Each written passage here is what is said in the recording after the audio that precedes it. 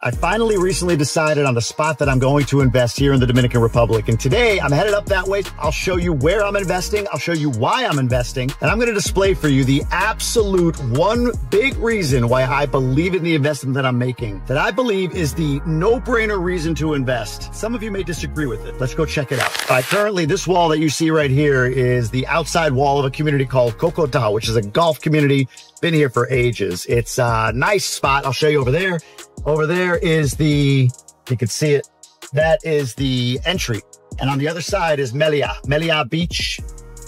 There'll be a tour coming of Cocotao soon. If not already released on the channel, I'm going to be doing that with one of my partner realtors so you can see what it's like inside of there. And just so you know, just a quick heads up on Cocotao. It is not on the beach. You get access to Meliá, the beach at Meliá Resort, if and only if you're an owner. So if you're a renter or Airbnb, you don't get that beach access. Just a heads up.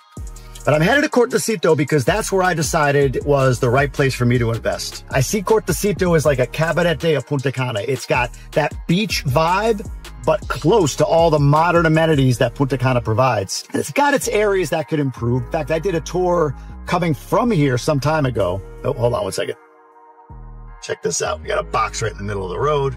I did a tour up here on a prior video that you may or may not have watched. And one of the issues up here is when it rains, drainage is taking a little longer than I would like for it to kind of settle. So with all the development, with all of the sort of the absorbable ground being covered up with construction and all of that stuff, yeah, it creates a drainage issue. And that's one thing that needs to be improved as I get up into the Cortecito Corrales area.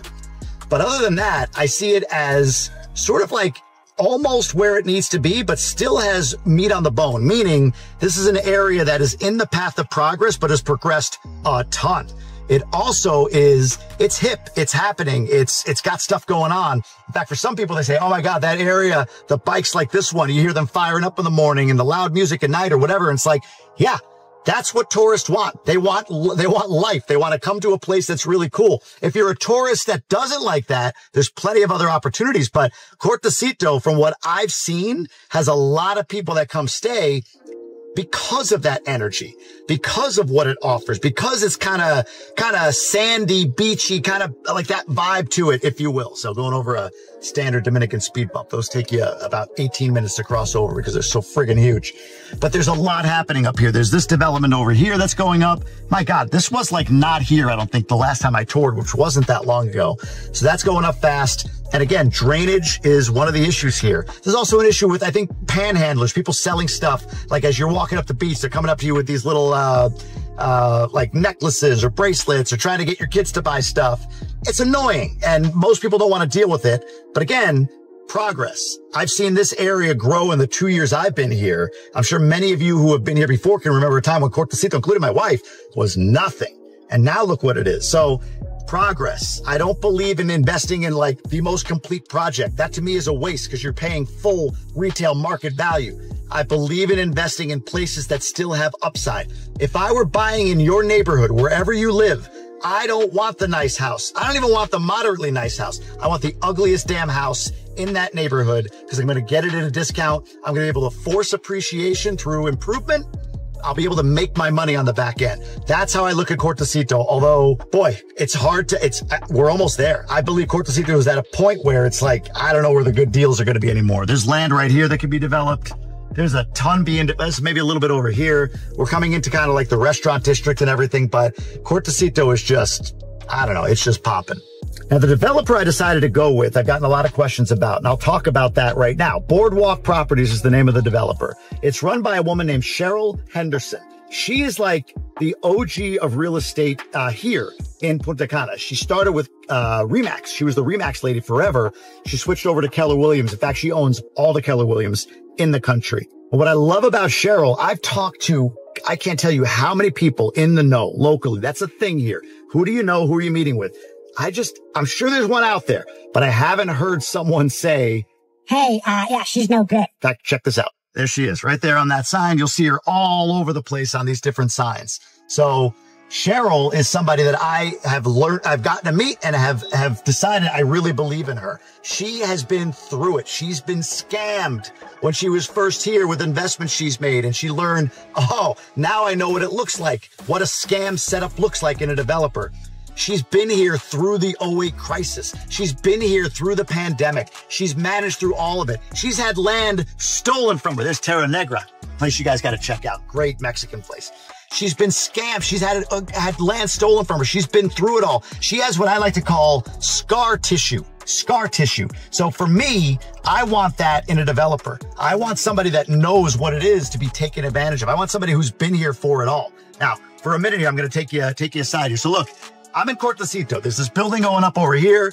On this side, you've got Bella Napoli, you've got Don Pio, you've got Stop and Play, you've got what is it called? Dalia's, I think it's called. Over here, you've got Citrus, all these restaurants that are right here in the beginning of the Cortecito area. You've got this plaza just went up. This went up fast. My wife and I were here like a week ago. We're like, was that being built like 2 months ago? And it was, but it's gotten done fast. But look at the vibe here.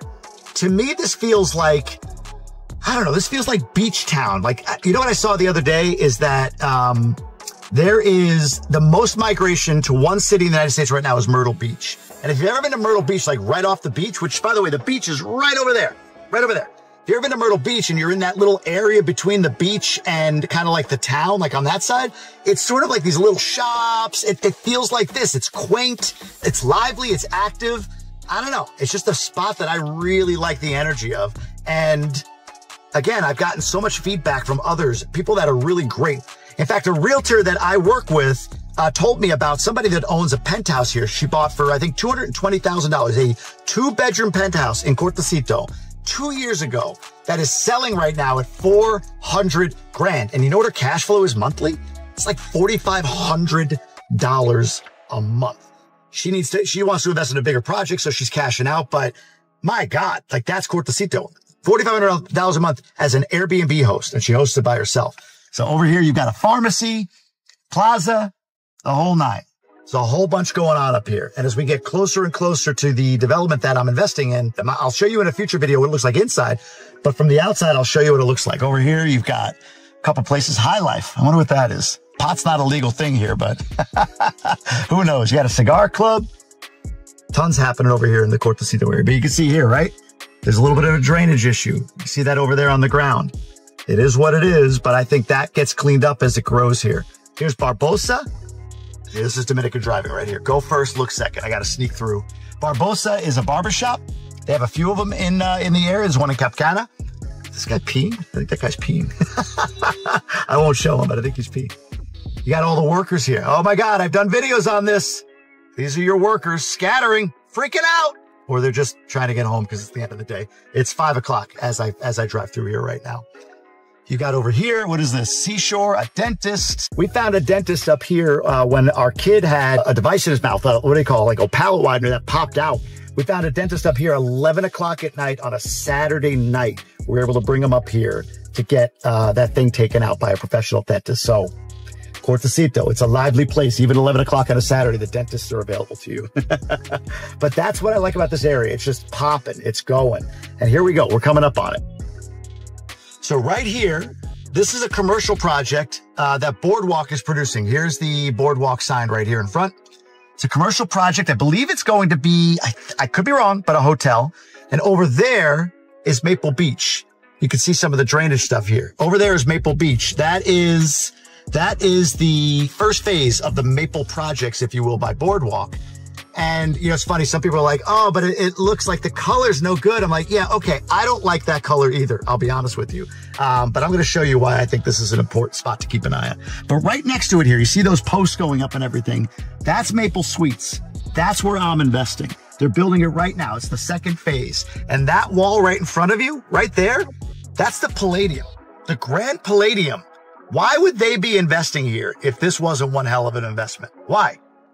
That's where they are. And so now look, here's the key. I told you there's magic. Here's Maple Beach, Maple Suites. I'm going to turn to the right here and let's count. Let's put a timer up. I'm driving, but let's put a timer up on the screen. And you can see as I drive over here into this little area, into this little area over here. I'm gonna go over the speed bump. Now this is a drive. You gotta do it for a walk. There's a pharmacy here, a couple shops, gift shop, all of that. But right here, these shops that you're seeing right here, you know what's on the other side of that? The beach. These are all beachfront shops and stores and all of that. These are all beachfront. So what you're seeing here is a 1-block walk from Maple Beach, Maple Suites to the beach.